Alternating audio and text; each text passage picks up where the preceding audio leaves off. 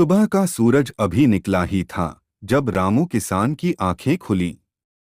सुबह के 5 बजे थे और खेतों में काम शुरू करने का समय हो गया था।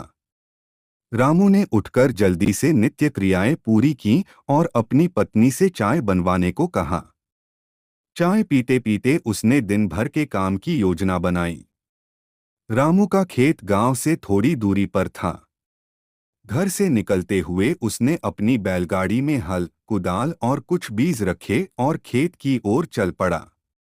खेत पहुंचते ही उसने अपने बैलों को हल में जोता और खेत की जुताई शुरू की।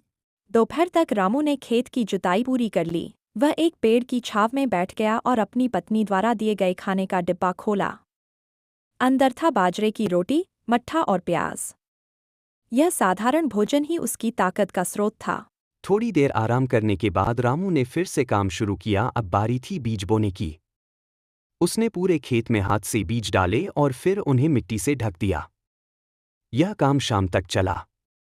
शाम ढलने लगी थी और रामू अपने काम से संतुष्ट था। उसने बैलों को खोला, उन्हें पानी पिलाया और बैलगाड़ी में बिठाकर वापस गांव की ओर चल पड़ा।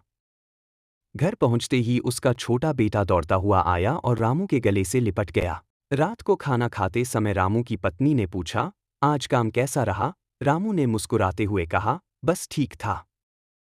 फसल अच्छी होगी तो हमारा आने वाला समय भी अच्छा होगा।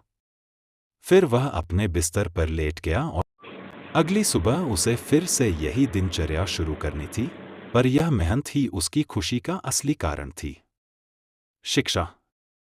किसान की जिंदगी मेहनत और संघर्ष से भरी होती है, लेकिन वह अपनी मेहनत से धरती को सोना उगाने लायक बनाता है।